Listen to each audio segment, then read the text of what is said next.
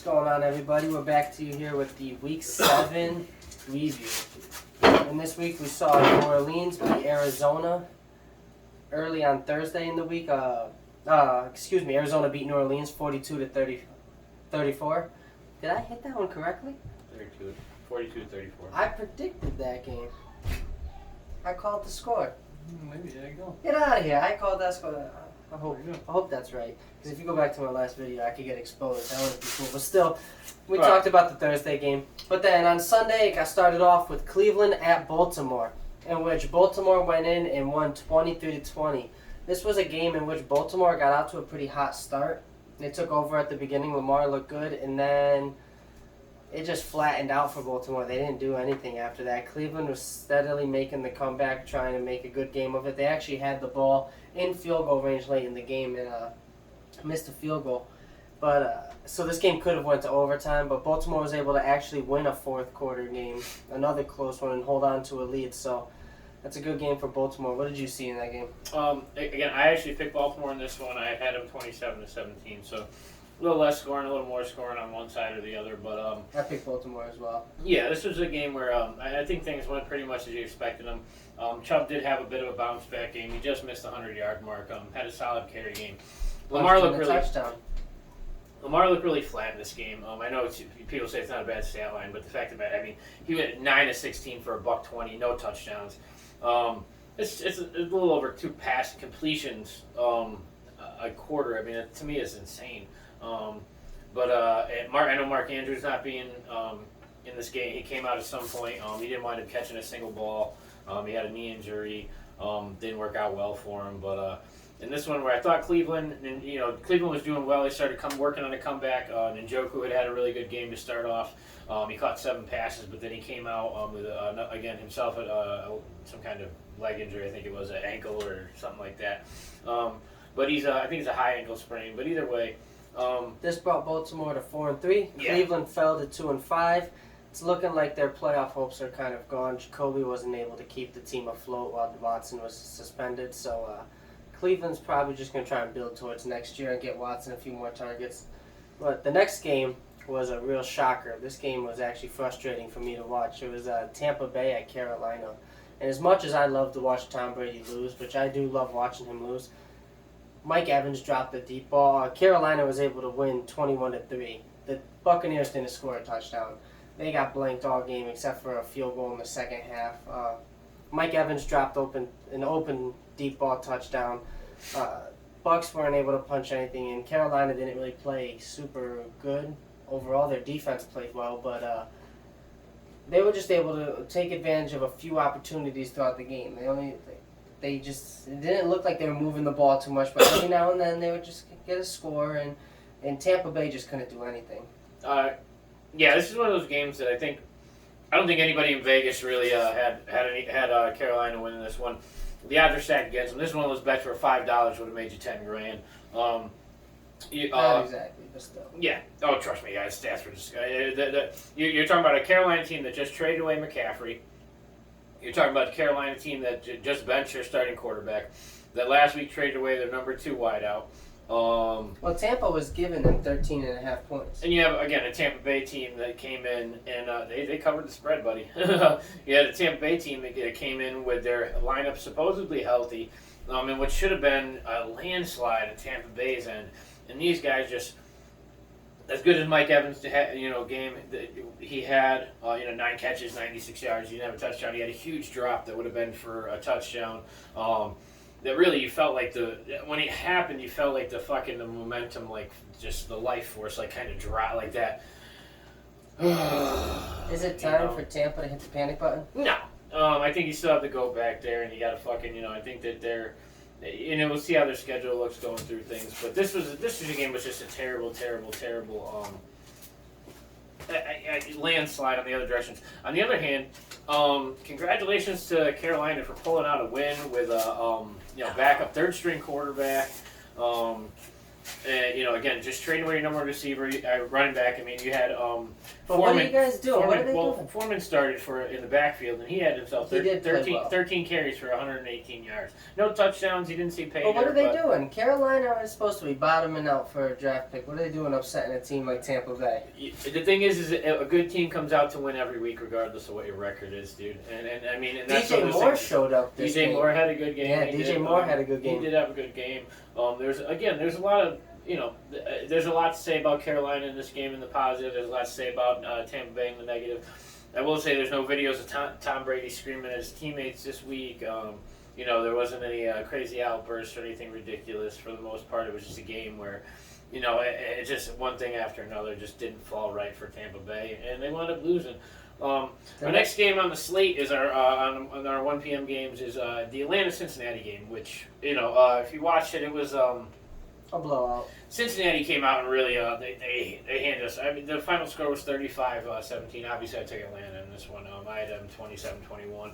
It clearly didn't work out that way, but this is the first game all season. Atlanta has not covered the spread, Cincinnati so that finally came to an end. Yeah, Cincinnati came out and hit us hard. They put up 21 points in the first quarter and then just kind of rode out the lead, from there. They obviously they were able to put a couple more scores up, but stat lines in this were crazy if you were on Cincinnati side of things. Atlanta, there wasn't really anybody who shined much. Mariota had a very mediocre game. He only completed 8 passes, which is it's again a shame. It's 2 completions a quarter. Well, I've been calling this for weeks now, and I took Cincinnati to win, and they did. They almost beat Baltimore on Thursday night a few weeks ago. Cincinnati's they've won 3 out of their last 4.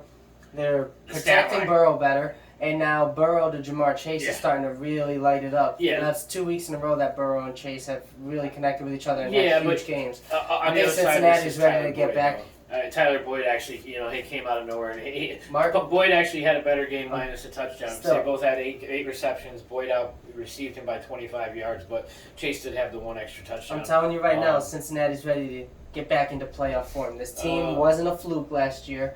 I'm not saying they're going to go back to the Super Bowl, see what happens. But I will tell you that I'd put all my money on the fact that Cincinnati will be back in the playoffs this year. Well, when the extended playoffs flop, they're definitely in playoffs. They're not even going to be wild card. They're going to take the AFC North. We'll see.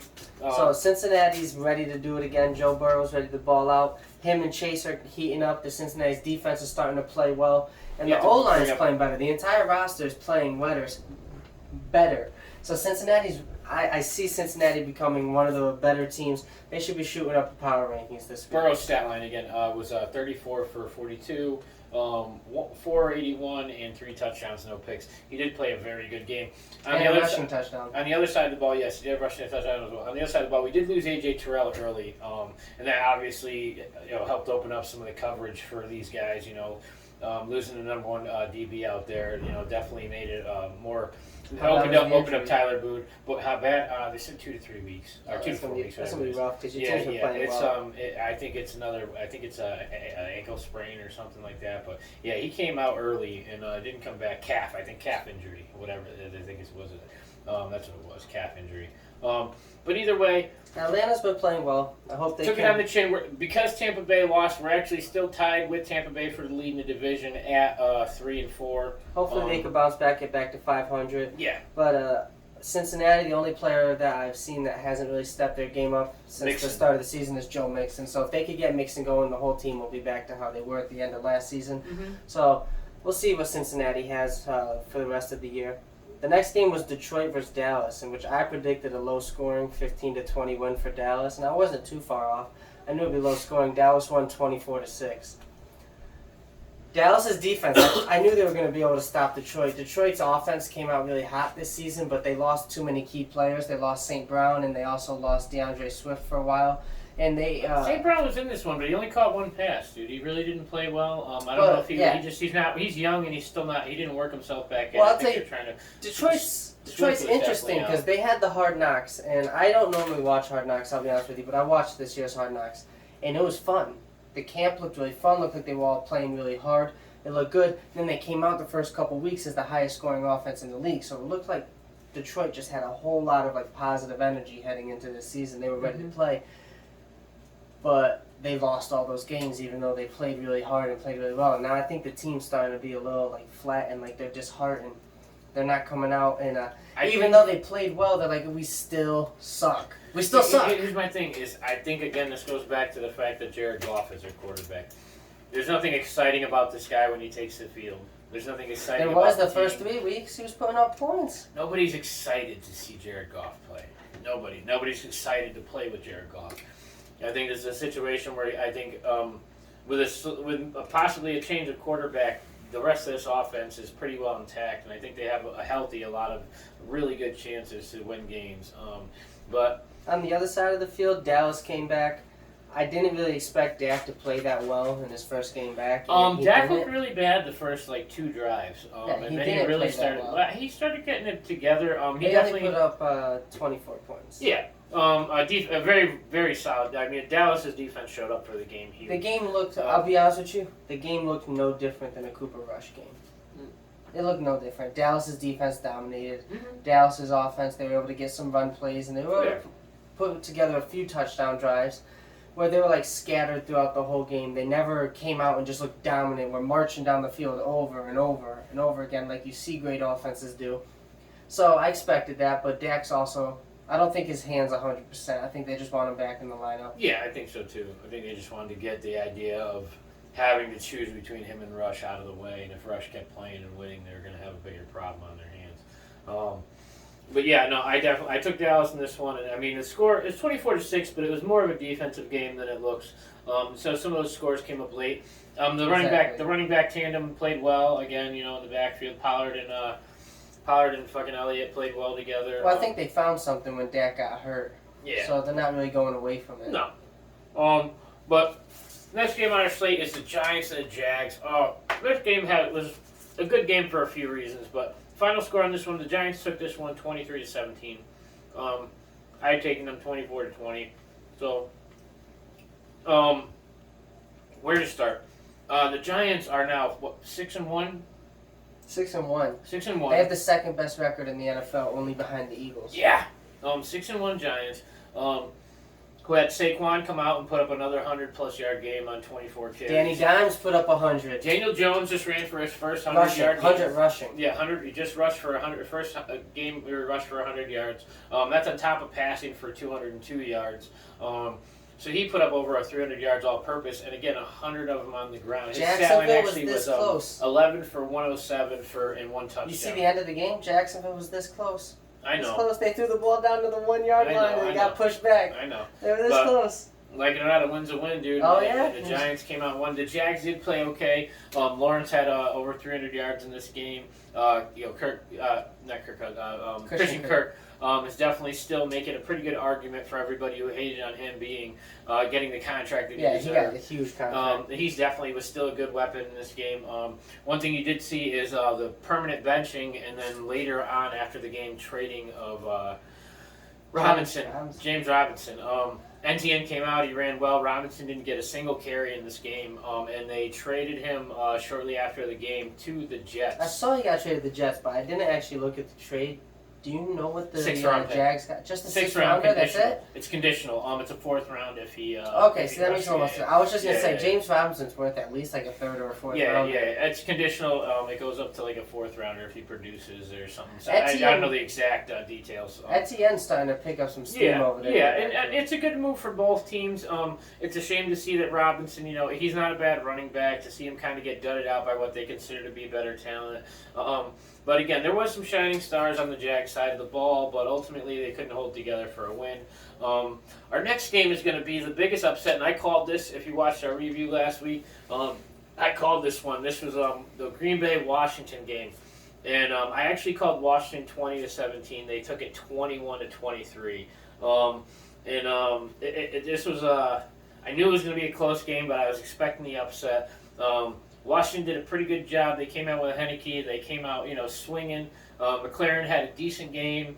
McLaurin had the stats didn't show up for him. It was crazy. I mean, he had good stats, but he had an amazing game. He made the key plays when they needed key plays. Yeah. He came out and he was They were down. their stud. And that's They what were he's down supposed to against be. what were they? No, Green Bay.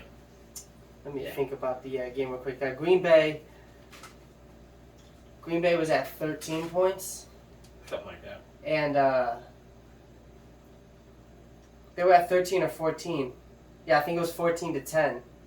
And McLaurin hit a 50-yard touchdown catch, 40-yard touchdown catch.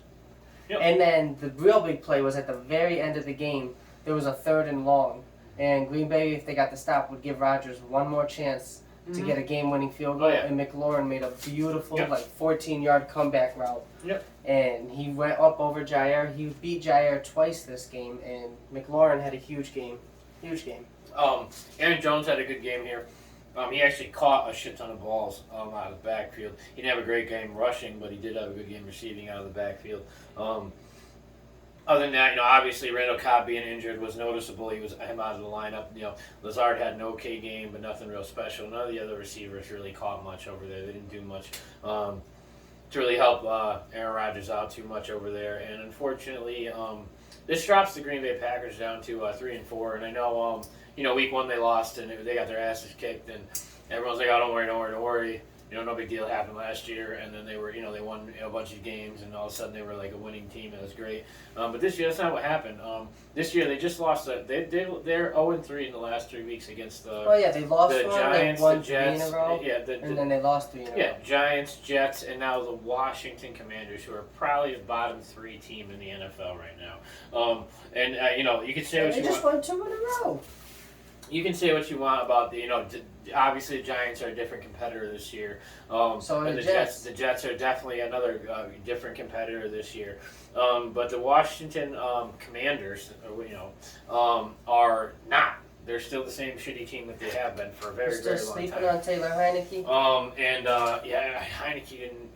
Heineke came out and managed the game, and that's great. But ultimately, I think that it's time to hit the panic button in Green Bay, and let Rodgers tell everybody not to worry for another 3 more losses. And then What when team you guys should be are, panicking more, Green Bay or Tampa Bay?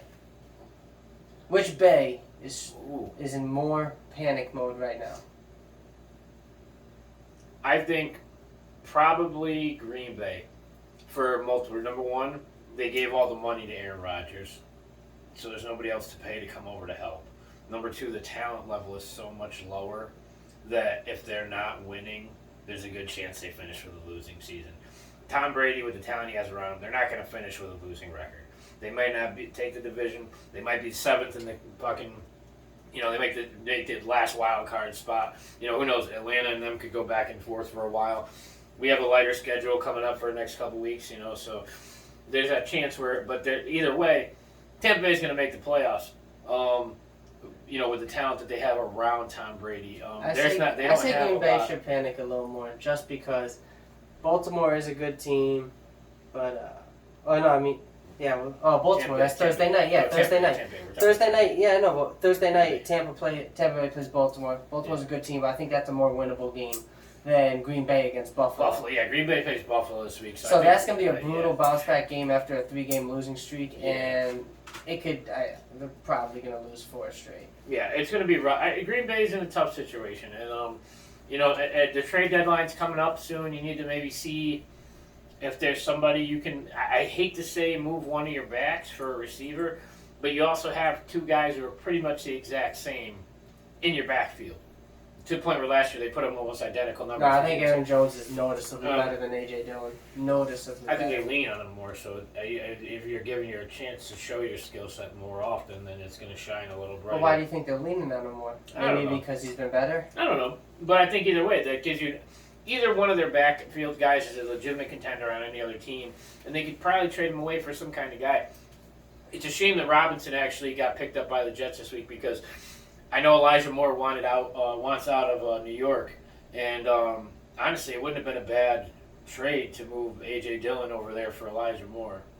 You bring in he's younger, but he's talented. I like the guy, and I might have been able to help out the team and put these guys both in good situations. But either way, ifs and maybes, shit doesn't matter. At the end of the day, Green Bay got beat by Washington. Our next game is going to be. It was another ugly game. This is the Indy-Tennessee game. I took Tennessee in this one, 27-24. Did you watch the game? I thought it was going to be a little higher. I watched more highlights. I didn't watch the entire game. Probably one of the most poorly officiated games I've watched in a long time. I did see. I know Paris Campbell had a good game on your guys' side of the ball. Taylor got some runs off. Matt Ryan wound up losing his job over this game. But yeah, as a Colts fan, let's not skip over that. As a Colts fan, I'm super excited that Matt Ryan is out. Now, here's my take on that. Matt Ryan may have had a good career, very great career. He might be a Hall of Famer. I'm not going to get into that. He's 7th all-time In passing Indy, yards. he's 38 years old. He's slow. He is so slow. He looks like Ben last year, like Ben Roethlisberger did, where he just doesn't move when those legs are moving. You feel like he's not actually moving. It's bad, and he wasn't making the reads, and it was clear that the Colts are still searching for Andrew Luck's replacement. It's been years. That's what we need. We need the next quarterback in Indy. And Matt Ryan, at best, was still just a stopgap. He was a guy that was going to come in for a year or two, try and win some games with him. Maybe he could have some playoff success. It's like same thing for the Colts. We're willing to give you 2 years or so you can try and do something for the final years of your career. Let's see what you got left. Well, instead of going with that, especially because he has 20 turnovers to start the season, or 11 fumbles and 9 interceptions. Yeah. He's also second in the league in passing yards. As a Colts fan, caring about my organization as a team, I think this was the best route to go because at this point, we're going to just evaluate Sam Ehlinger. The draft's coming up. If he doesn't play well, we draft a quarterback. But at this point, we at least get to see what we got in this young guy, see if he can bring a spark of electricity. The team's offense has played awful. Thank you for trying, Matt Ryan, but it's not working out. We're going to see what the young guy's got, and if you and the young guy both bottom out, we're going to draft somebody. Well, and Matt Ryan, again, in his defense, yes, I know he's getting older. He is a pocket passer. Extreme but pocket passer, like can't move. They worse than Peyton Manning the last couple of seasons. But Matt Ryan's second in the league in passing yards. He's got 3 games over 350, 1 game at 400. He's if you take away the turnovers, which you can't, but yeah, I mean if you did, Matt Ryan's one of the best passers in football still. It's just there is an offensive line protection. You're still your rookie left tackle still has some work to do. Obviously, he's not getting the protection he should. But he's a rookie. It's unfortunately expected. It's not the same offensive line as it was last year. And I think everybody came in with that expectation, including Ryan. One of the reasons he left is he didn't want to get sacked anymore, and it's just not the protection's not there. I don't know how good this sitting is. I don't know how long the benching's going to last. A guy could come in and be dog shit, and Matt Ryan could be back up on the plate in a couple weeks. I don't really know. But on the other side of the ball, Tennessee. You had. They didn't really play that well either. They had 19. Derrick Henry had a game on you guys. Not really. He had one big run. I watched the game. He had one big run. 30 carries for $128. You're talking about a game where Tennessee couldn't score a touchdown. Yeah, but again, Derrick Henry, he made their only the ball touchdown was thrown to them by Matt Ryan. So come on. I mean, they either way they still. Tennessee didn't look good. The Colts looked Tannehill bad. didn't finish the game. He was in a boot at the end of the sideline, but apparently it's not that big of a deal. He's going to be playing. He's not on the injury report for this week coming up. So if he's not on it at this point, he's probably not going to be on it. Tennessee didn't look good. Matt Ryan looked bad. Matt Ryan cost the Colts this entire game and the officiating. There was some really bad reffing. There was a face mask call that was not called on Nyheim Hines. The very next play, Matt Ryan throws a pick six. That game was very frustrating to watch as a fan, but I was happy it happened because now Matt Ryan's not the quarterback anymore. Colts are 3-1. Tennessee took the division lead at 4-2. Our next one's our beginning of our 4:00 games, which was Houston and the Raiders. Houston took this one. The Raiders took this one dominantly. It's 38-20.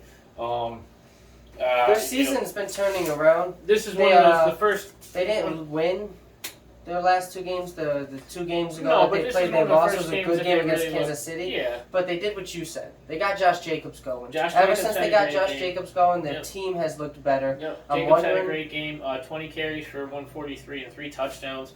The guy was an animal. You think he's 3rd in the league in rushing right now. So he's. I think it's Saquon Chubb and then him. Yeah, it's pretty frustrating because I vividly remember he turned his entire season around the week I called him overrated. So he's just like trying to prove me wrong. It's one of those things. But again, they also.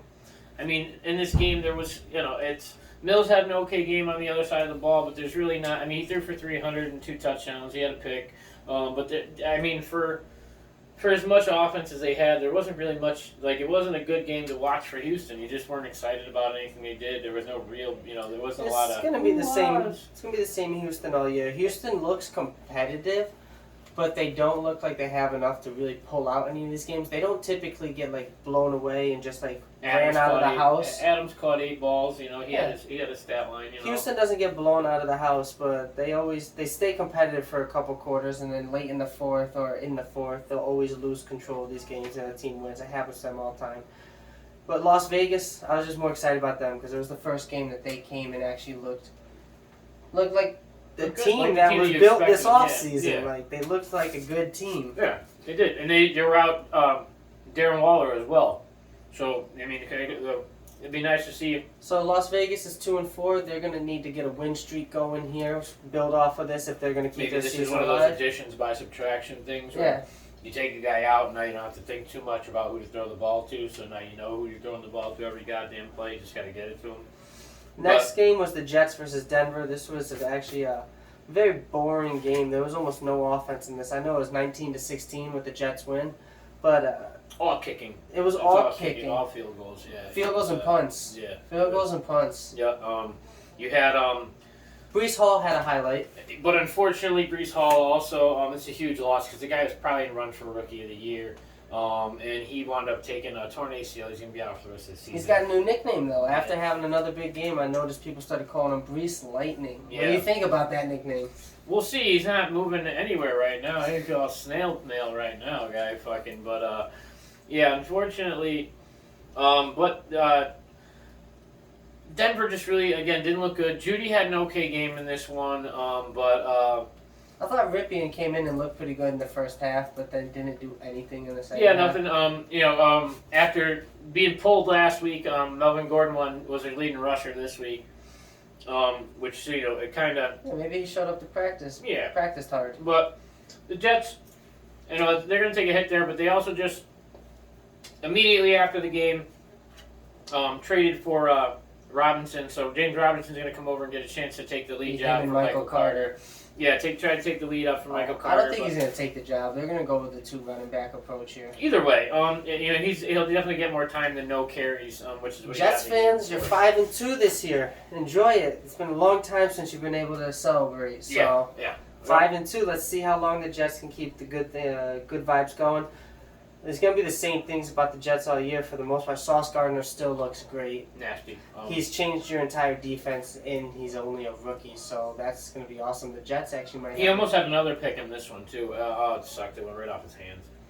Yeah, it was a good game. And Denver without Russ, you guys kind of look the same as with Russ. I don't know what's going on over there. I hope you guys can get it figured out. But this season's, you've already lost too many games. It's getting rough. Yeah. Kansas City versus San Francisco was our next game, in which we got to see McCaffrey for the first time in a 49ers uniform. And he actually looked pretty good. Kansas City was able to win this game pretty healthily, 44-23. Although that doesn't really show the way the game script went. It was a pretty close game, and Kansas City kind of ran away in the fourth quarter. Juszczyk and Ayuk had pretty decent games. Yeah. McCaffrey had a few big plays. Yeah, McCaffrey, again, much credit to McCaffrey. From what I was read, he was emailed the playbook on the plane over to San Francisco. Was reading the playbook, trying to get acquainted with it so that he could actually run a couple plays, on the offense. And they did keep him in limited formations, but he looked well in the plays he played. I'll tell you what, in a couple weeks, once this guy really learns the offense, it's going to be dangerous over there with him in the backfield. He looked pretty good, but on the other side of the ball, Kansas City just couldn't be stopped, dude. Mahomes' numbers were pretty gross. Mahomes put up 25 out of 34, 423, 3 touchdowns, and a pick. But you also had Juju caught 7 for 124 and a touchdown. Valdez-Scantling, huge deep threat this game. He had 3 catches for 111. No touchdowns, but again, Kelsey 6 catches for just under 100. He had 98. Non-stop. San Fran's defense is still banged up, and Mahomes was relentless. Yeah, the kid just keeps coming back. He keeps getting up. No matter how hard you knock this kid down, he just gets back up. And it's he's carrying this team. I wouldn't say he's carrying it on his back because he's getting production out of the guys around him. But he's the kind of guy. He's definitely one of those guys you want at quarterback. He's definitely an NFL quarterback. He's that guy when you think about this era that he's going to be always mentioned. as one of the elite. Every era has those guys, like he's the on 90s. pace to go down as one of the greatest. Yeah, like in of the all time. '90s there was this guy, in the 2000s it was this guy, and the only reason and Brady was talked about for decades, fucking. So but every era has their guys, and this guy, he's going to be one of those guys that's always talked about no matter what. When you mention that 2020, 2020, 2020, or 2020, 2030 bracket, that Mahomes is going to be one of those guys at the top of the list. Do you think San Fran's going to be all right now with McCaffrey though? He looked all right. I don't think it's a permanent fix, but I also it's good for some things. I think it's not the only problem they have over there. You're seeing Ayuk play a little more. You're getting a little more out of these guys around him. But I think McCaffrey makes them a much more versatile team, because now Debo doesn't. The problem is to have Debo, to use his versatility, you have to move him around on the field. Now you can just line him up at wide out with this other lunatic in the backfield, and you can have either of them do anything on the field instead of having him try to do every and anything on the field. And so now you have two very versatile players who I think are going to go. They're definitely going to help improve the offense. But it's they've been an injury-riddled team this year, and hopefully they can get over all of it and get their guys back healthy and make a run for the playoffs.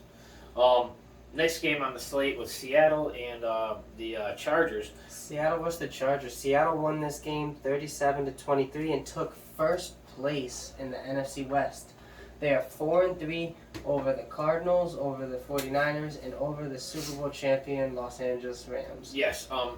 What stands out in this game? Two big injuries at wideout. You had Mike Williams get hurt. He's going to be out for a little while. You had DK Metcalf. A little less significant. Mike Williams should be out 3 to 4 weeks. Yep. Metcalf hurt his knee. Should be out a little bit longer than that. Yeah. So you're looking at, again, two big injuries.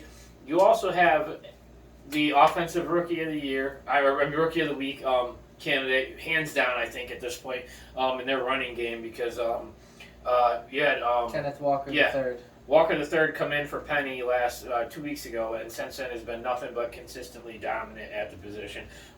His numbers last week were 22 carries for 168 and 2 touchdowns on the ground.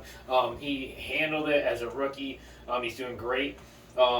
Even with Metcalf down, not that it's not a problem, but because of their offense as well, balanced. Lockett is still a good target. He came back this game.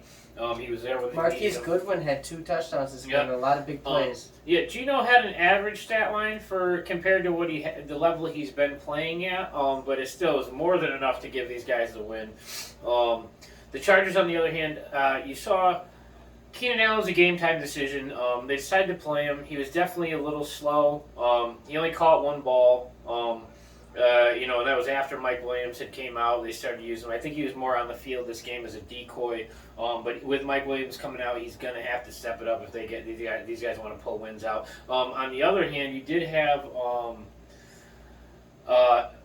Eckler out of the backfield, had a great game. He actually had a good receiving game. He caught 12 balls on 96 yards out of the backfield. He only rushed for 31 and 31 and a touchdown on 9 carries. But the guy put up 2 more touchdowns to his stat line, and again had a great receiving game out of the backfield on a game where they couldn't get the running game going. He was still able to get open in the flat and still make use of his talent, which is once you get the guy the ball, let him do what he's got to do. I don't think it's really panic time for Herbert or any. These guys once they're still 4-3, and you've been out your number 1 receiver all year.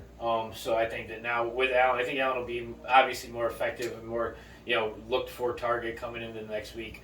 And you may see something out of them. But Seattle again, all props to Geno Smith and everything he's getting done over there. Our 8:00 game was Pitt and Miami. Sunday night game. This was actually a really good game. It was low scoring. Low scoring. Miami Kenny Pickett played well. Miami took this one 10-16. 16-10, Miami. Low scoring game. Tua looked amazing in the first half. Tua looked good Waddle had a good game. Hill's numbers were a little lower than he would normally. You're used to seeing out of Hill.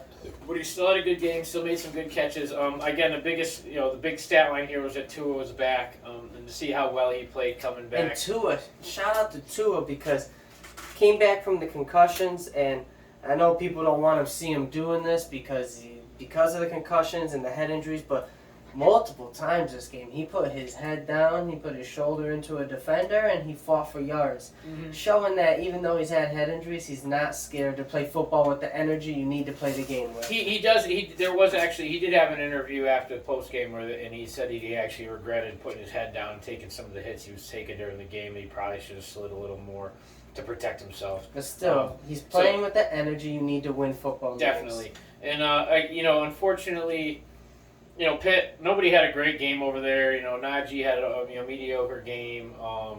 Pickett. Yeah, I wanted to talk about Najee. How do you feel about Najee Harris? Because I watched the game. Did you watch Sunday night game? Yeah, but I feel like Najee Harris is playing way too soft for as big of a back as he is. So many times I see defenders hitting him while he's going lateral. He's going side to side trying to get past them in juke moves. When you're a big dude, just plow through these dudes. Go build up some fucking speed. Because I've seen a few where he's a couple yards downfield. Build up some speed. Fucking throw some stiff arms and some shoulders out there, dude. You're too big to be playing so finesse. He's playing way too finesse for me. I need aggressive Najee Harris. Well, it's I think this is one of the things that actually was developed over in Pittsburgh is a lot of these running backs, even the bigger guys, try to play like Le'Veon Bell used to play. They do this thing where they dance, behind their linemen and wait for a hole to line up and then shoot the hole and disappear. And it was great. It worked really well for him over there. And it's definitely been a tactic that's been, utilized by certain running backs throughout their career since then. But I don't think it's something that works well for him. I think he's one of these guys that needs to hit these He's holes. more in the Derrick Henry category. Hit the hole and start throwing people. Hit the hole, and just push these guys or, get your juke and your stiff arm on. I think he's capable of a lot more than he's doing this year. He has had a few games where there's flashes. But I think that offense, it's still going to be a question mark every week this year because, until Pickett, I think you can really start counting on them next season. As contenders, potentially with the weapons that they have over there if they develop. Pickett made a lot of good throws. I know it was a low-scoring game for Pittsburgh, but there was a lot to be happy about, as well as there's probably just as much to be unhappy about if you're Pittsburgh. But Pickett made a fantastic touchdown throw to Pickens. Pickett to Pickens looks like a good match, good setup for the years. Deontay Johnson played all right. Claypool didn't get many touches, but with those three receivers, I think Pickens, Deontay Johnson, and Claypool are all very talented receivers. It's going to be hard to spread the ball to all three of them every game. Well, I heard right now Claypool, Moore, and Jerry Jeudy are the top three receivers on trade option blocks right now. Going into another week or so before we hit the trade deadline. And those are all guys that could easily, find new homes and, do well. So it's a matter of what teams are willing to give up for them and, if they can get themselves free. Claypool could go to Green Bay. Rodgers could use a receiver over there. Oh, yeah. That'd be a guy that, could almost replace Adams because he has that spark and he just hasn't. Yeah, but he's not as good as Adams. Yeah, he had a lot of potential his first couple of years. His numbers are I definitely do think down, he had a 4 touchdown game last year. But our Monday night game was it's a little bit of a roller coaster ride here. It was a Chicago, New England. Chicago wound up taking this one 33-14. Do you think this is the last time, barring any injuries, that we see Mac Jones as the starter in New England? I see Belichick might give him another chance next week, but this game, Mac Jones came back from an ankle injury. And looked like dog shit. He had 4 drives. He put up 56 yards in 4 drives, most of them on scrambles himself, which just looked bad for a guy coming off an ankle injury to be running that much because he couldn't complete a pass to anybody. And they were down 10-0. And these guys weren't not open. He's missing. He was missing wide. Guys are wide open in his progression instead of taking the ball and running. And they pulled Mac Jones. And within like 3 minutes, Zappi put up 14 points. Billy Zappi took the lead in less than 2.5 minutes on back-to-back possessions. He looked really good. Then he cooled off, obviously, at halftime. The adjustments were made, and Chicago was able to continue to put up points where New England just kind of fell flat. This is the first game all season that I've seen Chicago's offense look good. They did look good. They came out look good. There's a good run. Both guys out of the backfield look good together. Herbert and Montgomery both look good.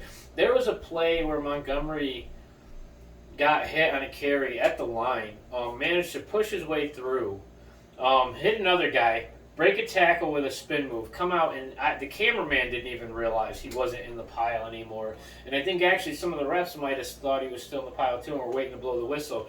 Come to find out, he takes his ball for 9 yards and gets tackled downfield by somebody who didn't even, I don't even think anybody, the cameraman was even on him at the time because they were like, oh shit, he left the pile. I mean, he was able to really, there's a lot of strength. Montgomery's a very good back. A lot of strength. Herbert's showing himself off this year. Yep. Backfield was really good for them. This is the first game I've seen Justin Fields throw the ball confidently. Justin Fields was actually throwing the ball. That's going to be huge for them because he's obviously fast. Justin Fields is fast, can make defenders still holding miss. the ball way too long.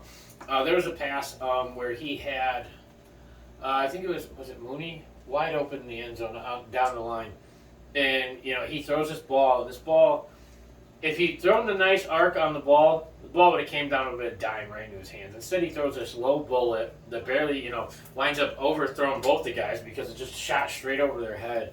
And he had held on to the ball for like 3 seconds at that point. He's got to get the ball out of his hands more. I like Justin Fields, again, coming out of the draft. When he came out, I thought he was the more athletic, if not probably the better, more athletic quarterback out of the guys who got picked at the time.